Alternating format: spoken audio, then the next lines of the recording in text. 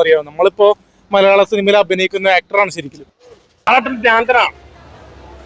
Review എടുക്കണ്ട, review എടുക്കാം. ഞാൻ ഭ്രാന്തനായിപ്പാ കണ്ട ഭ്രാന്തമായിട്ട് റിവ്യൂ എടുക്കരുതാണ്.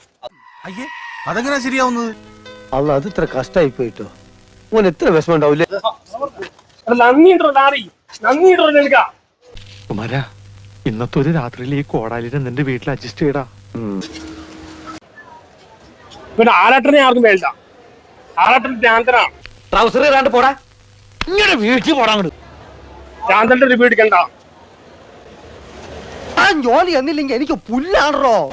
അവന്റെ തിയേറ്ററിൽ ഫേമസ് ആയതാ. നീയാണോ എനിക്ക് ജനന സർട്ടിഫിക്കറ്റ് തന്നത്? നമ്മളിപ്പോ എന്താ പറയാ, റിവ്യൂ പറഞ്ഞ പൈസ വല്ലതും കിട്ടും? സത്യത്തിൽ കിട്ടോ? ഒരു ഫുൾ ലീവ് പോയിട്ട് ഒരു പൈന്റ് ലീവെങ്കിലും ഞാൻ തന്റെ അടുത്ത് ചോദിച്ചിട്ടുണ്ടോ?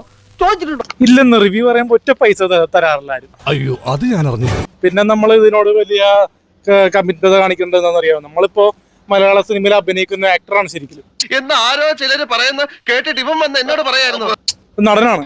അത് നടൻ എന്ന രീതിയിൽ അംഗീകാരം കിട്ടാത്തതുകൊണ്ടാണ് നമ്മൾ റിവ്യൂസിലൊക്കെ വന്ന അത്യാവശ്യം പബ്ലിസിറ്റി ഉണ്ട്. ഇനിയിപ്പോ നമ്മൾ നാളെ റിവ്യൂ പറഞ്ഞില്ലെന്ന് പറഞ്ഞ് ചായം തേച്ച് അഭിനയിക്കാൻ നല്ല ഭംഗിയുള്ളൊരു മുഖവും നല്ല ആരോഗ്യമുള്ള ശരീരവും ദൈവം എനിക്ക് തന്നിട്ടുണ്ട്. നമ്മളിപ്പോ മലയാള സിനിമയിൽ അഭിനയിക്കുന്ന ആക്ടറാണ് ശരിക്കും.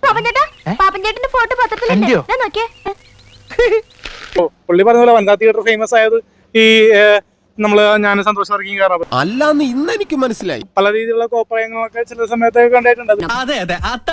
പിന്നെ നമ്മള് തിയേറ്ററിൽ വരുമ്പോ ഇറക്കി വിടാൻ ആർക്കും പറ്റില്ല, സിനിമ കാണില്ലെന്ന് ആർക്കും പറയാറില്ല. എന്നാലിപ്പോ കേസ് കൊടുത്തു ഞാൻ തിയേറ്ററിന്റെ ഓണർ. കലാകാരൻ മണ്ണെണ്ണയാണോ? മണ്ണെണ്ണ അത് ഈ ലോകം മുഴുവൻ കത്തി പറയും. താൻ വെറും കോഴി കോതമ്പ്. തന്നെ നാളെ ജനങ്ങൾ ഇങ്ങനെ കൊത്തി കൊത്തി കൊത്തി കൊത്തി തിന്നും വിളിച്ചോ. അപ്പൊ അതുകൊണ്ട് തന്നെ നമ്മൾ ഇനിയും പടം പറ്റുന്നുണ്ടെങ്കിൽ കാണാൻ വരും. അല്ലാണ്ട് നമുക്ക് ആരോടും ദേഷ്യമൊന്നുമില്ല. എന്നാണ് സത്യം? ഇതേ ചൊല്ലി നിനക്കൊരു പ്രശ്നം ഉണ്ടാവില്ല. പോരെ. കഴിഞ്ഞ ദിവസം പൊന്മാന്റെ റിവ്യൂ സമ്മതിച്ചില്ല. പിന്നെ നമ്മുടെ ഒരു ജാതകത്തിന്റെ റിവ്യൂ എടുത്തില്ല. ഒരാള് വന്നിരിക്കുന്നത് വിളിക്കുന്ന പടങ്ങൾക്ക് ചെയ്യും. ഓക്കെ, തേങ്ങയായിട്ട് അയച്ചതാന്നേ. മേൽവിലാസം കറക്റ്റ് അല്ലാത്തത് കൊണ്ട് ഇതിനകത്ത് കിടന്ന് മുളച്ചതാ.